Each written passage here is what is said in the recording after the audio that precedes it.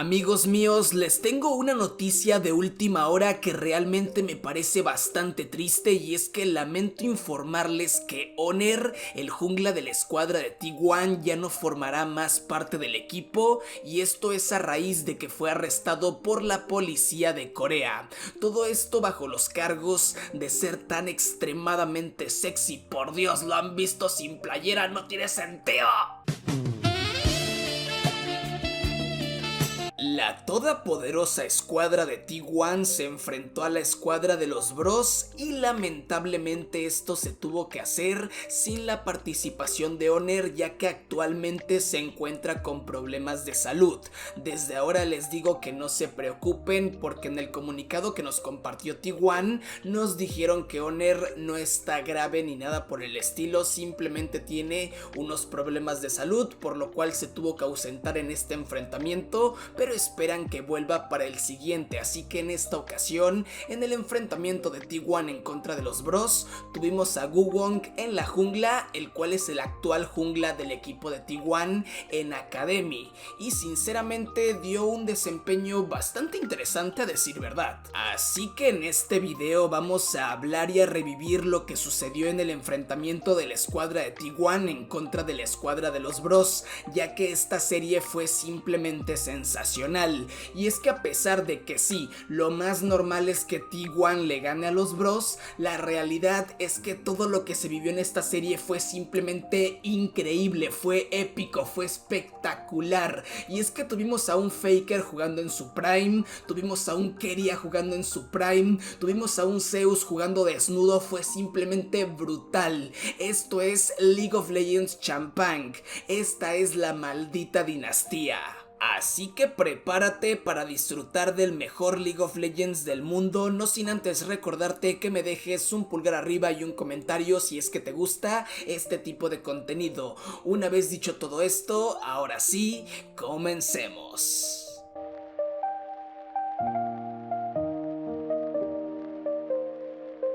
En la primera partida de esta serie pasaron cosas bastante interesantes, a decir verdad, y es que aquí podríamos destacar muchísimas cosas. Podríamos hablar del excelente desempeño que tuvo el jungla de T1, el cual es Woo en esta ocasión, que se marcó una partida bastante buena con Viego. Podríamos hablar del excelente desempeño de Faker, el rey demonio, jugando con Taliyah. Podríamos hablar de cómo Zeus jugó de forma magistral con Aatrox. Sin embargo, nos vamos a enfocar en la botlane de T1, y es que el combo de Tahm Kench con Senna es bastante común dentro del competitivo de League of Legends. Sin embargo, lo que hace KERIA en esta partida es simplemente fenomenal, no tiene nombre. No estoy diciendo que Gumayusi no destacara, porque realmente hizo un trabajo también bastante bueno, pero lo que hace KERIA en esta primera partida es de otro nivel. No tiene sentido, el tipo se mete completamente solo en contra de todos los enemigos, hace lo que quiere, se saca una triple, entra, sale, va, hace de todo KERIA en esta partida. Es posiblemente la mejor partida que hemos visto de KERIA en este split de 2024, porque el tipo fue simplemente brutal y arrasante en contra de la escuadra de los Bros. They will not find the angle, follow good position. This is the thing, but sometimes you just don't find it. I've seen this play before, though. There's the flash out of the seismic shove. Nicely done. Two isolated 1v1s, though, and there's the Dawning Shadow. That's going to keep Guon alive, but still Faker is going to go down. A trade of mid laners, but first blood goes to T1.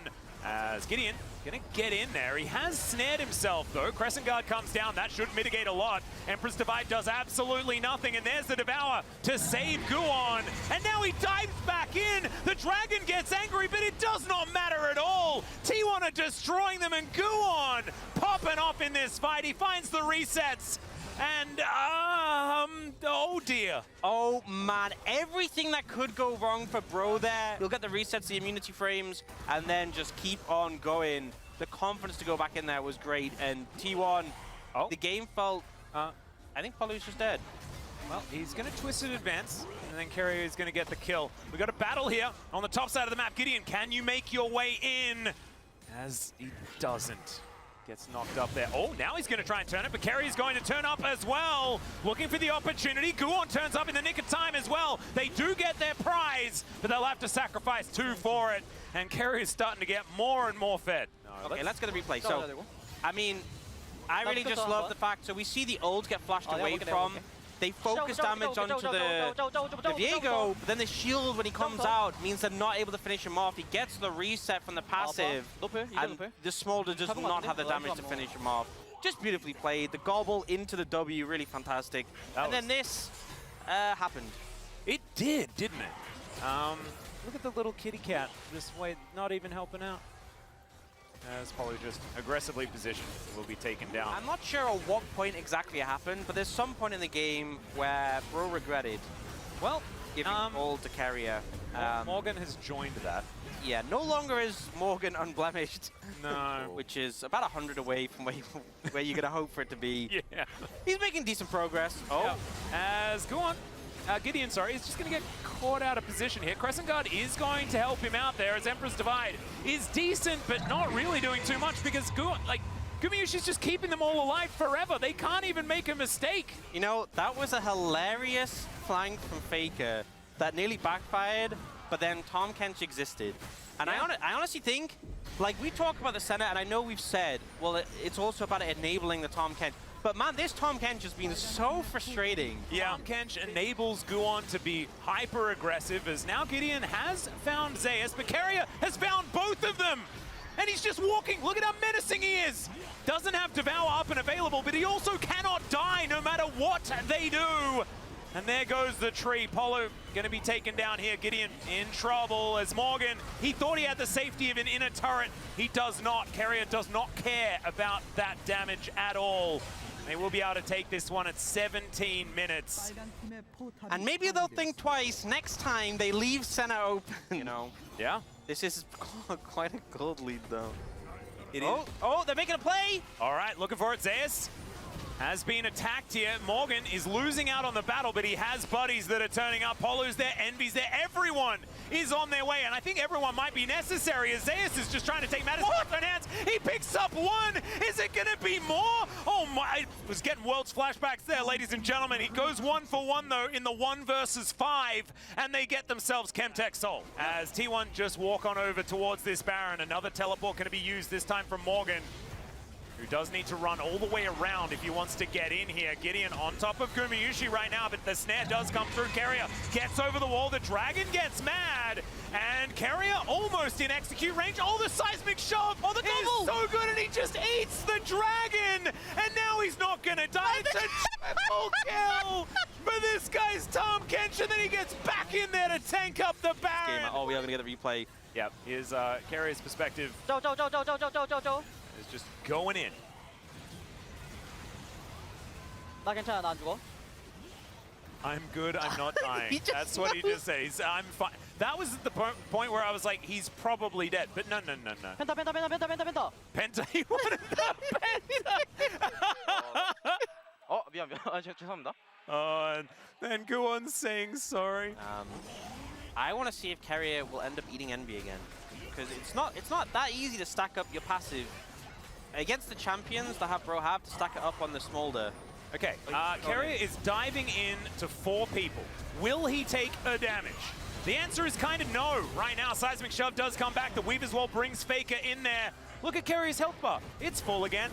In goes Zeus. That was a jump scare. Yes, I would have done exactly that, Envy. Dawning Shadow comes down. The Dragon, I think, did something that I didn't really notice. And Guon, he's going to turn into the enemy jungler and just start resetting all the way through. Emperor's Divide gets 3 onto the fountain, and KERIA is going to die. That is how you do it. The fountain laser. I was just about to say, I think the only way he could overextend is by walking into the enemy fountain, and then by Jove, it happened. That was the secret weapon this whole time. Needs to see if he can. Oh no. Oh dear. There were some rocks, stray rocks on the ground. However, Faker is going to go down. Karras goes golden. Has he bought it? No, he hasn't. Gideon is up though, and now they're second. Yeah. Go in. Just turned into Azir. Decides he doesn't want to. They grab another one. Polo, it's his turn to try and defend this Nexus. It's not going to work out as Guon says goodnight. En la segunda partida de esta serie tuvimos un juego digno de la LPL, y es que aquí tuvimos una partida con más de 30 asesinatos, algo que me parece sensacional y al mismo tiempo bastante raro teniendo en cuenta que en la LCK no se suelen enfocar en asesinatos. Los equipos se enfocan en farmear, en escalar, en objetivos, todo bastante chill, pero aquí parece que las cosas se convirtieron en el día opuesto porque los equipos se dieron completamente en la madre. Aquí tuvimos a un T1 completamente agresivo en contra de la escuadra de los bros, y los bros no se quedaron atrás, intentaron responder, intentaron meter con todo. Lo más sorprendente de esta partida es ver cómo en botlane de la nada aparecen 4 jugadores de un equipo para intentar emboscar a los rivales, y lo mismo en top lane, y lo mismo en mid lane, y lo mismo en dragones, y lo mismo en todo el mapa. Literalmente fue una maldita odisea. Esta segunda partida fue simplemente sensacional, y aquí creo que el mejor jugador fue Faker, porque realmente estuvo metido en prácticamente todo jugando con Taliyah. Cada vez que tenía la definitiva disponible se lanzaba a buscar a los integrantes del equipo rival, algo que se agradece un montón, porque tener este tipo de partidas en las cuales el ritmo cambia por completo y tenemos una propuesta diferente por parte de la escuadra de T1 es simplemente sensacional. Oh dear, there was that interaction you were talking about before and just punched. He had the spell shield back and now Polu is just a little cat on a book and will be cut down by the culling. Minions left underneath the turret, they break the aggro and everything is just fine. It's a lot invested, so some plate gold will go over. Because if you flash closer, it's going to give less time before you can spell shield. It doesn't give you the opportunity to react. Well, there's an all-out and a glacial prison. So Zeus should be going down here. Does flash the wall, though. And never mind, he's Aatrox. He doesn't die in these situations. And now Morgan finds a Q. There's the knock-up. The permafrost is there. He gets so much of his health back. And now Faker gets enough time to turn up. And so Zeus once again is the noble sacrifice. And T1 will then just clean up. Yeah, so Guma gets his first item. Oh, I've seen this attempt before. Well done, going to be used as Morgan gonna break the chains. Now goes for the all-out, but there's a teleport. Guon's coming in as well. He's got the ulti, and he'll use it on top of Gideon right now. He has the glacial prison, so Faker delayed a little bit, but it does not matter. This Sejuani is well and truly dead, and Morgan is not gonna be left up as well. Karras is just, he's like, oh, no, this isn't where I parked my car, and he will wander by. And get He's there for the farm, turret. He's right? there for the minions. He's like, don't mind me, I just want to clean this up. Hey, I don't want no trouble. Well, that is an investment of a tidal wave, as Envy not going to get caught in the bubble. Oh, you're like a typewriter. It's crazy. Okay, well, go on. Gonna look for his opportunity. That's a great Emperor's Divide. I just don't know how much it actually matters, as Faker was tanking the turret. That's gonna take him down. Oh. And the denting blows. Guon is just gonna tank this turret and die. And that's a double for Gideon. Big mistake here for T1 underneath the bottom outer turret, as now Gumayushi is looking for Envy here. They do have the ulti from the Yuumi, but she pops off and now she's dead. Oh, T1, can they finish the dive? Is Envy actually going to be okay? As KERIA thinks no. He does pop the shield, and now he's in between these turrets, and that is the 1v1. That's a dangerous Nami. Stopped? Works very nicely. Yeah, you know, a lot of people talked about going like Kraken Navori is like the more tank shredder build. Yeah, that's all right. They do find the Glacial Prison onto Faker, but there is so much keeping him alive. Emperor's Divide lands onto 2, but where is the damage here from the bros? Gideon's not actually taking very much of it, as the all-out does come on through. The help with the turret was employed, but unneeded, as Guon will be taken down. It's a 1-for-1. Karras in trade, but now Gideon is going to face check. There's the bubble, and Gumayushi says goodnight. The fight is not over yet, as now Faker is going to bring this wave in, and Morgan nowhere to go. He's got his pet cat, and he decides he wants to take the 2v2 instead. Gumayushi is in melee range, but it looks like he doesn't really mind too much about it, as Polu is going to get blinged back. And that is the 3-for-1 in the end. And they're against a center who scales really well. This is like a mid-game comp from T1. Yeah, that's true. So this has to be happening right now, as Gideon getting in amongst it, actually take... Oh, they catch Gumayushi! Great Emperor's Divide once again! But Envy is going to be the trade. KERIA doesn't get the bubble, as now Faker wants to flick someone back in. This has been one of Karras' most impressive performances, even after their couple of victories over the Quantum Freaks. Is okay, KERIA going to get permafrosted. as Faker will find Gideon with that flick. And is he a tank? I'm not entirely sure. KERIA somehow staying alive for way too long, but now Karis is going to get in there. The Aatrox goes down, and Faker's like, nope, I'm all on my way out of this one. Hey, this is looking better, you know? Got some shutdowns there, got some good kills. As bro, they have a lot of wave clear. Let's see how this one's going to go. The Vite going to crash on in here as there's the Weaver's Wall. Tidal Wave as well being a real problem. Envy with a good spell shield this time around. The final chapter does come on through. Good knock up there onto the Azir, but now Morgan finds everyone. KERIA going to be taken down. There's the all out, but I don't know whether he really wanted to go over here. Faker able to take him down. Still, Guon is going to be left to the Wolves. And Gumayusi, can you actually stop them from just pushing through? And I think he won't be able to. That's a 2-for-1 trade just keep in favor of the Bros. Just keep pushing till the Nexus at this point. just keep carrying on. Oh, there's a flanking Aatrox. Well, Tidal Wave is going to be invested here as Envy. I don't know about that one. There is the Vi, manages to catch out the Sivir and Karis. The next one on the chopping block, and the flanking Aatrox is just going to come around and execute him. No more damage left. No more hope for Bro to stop this soul. Speed is sort of what I meant with the ulti. That's a bit of fun, but not necessary as Morgan. It's necessary for him to have some health. And Morgan is going for that back. He wants to teleport back in.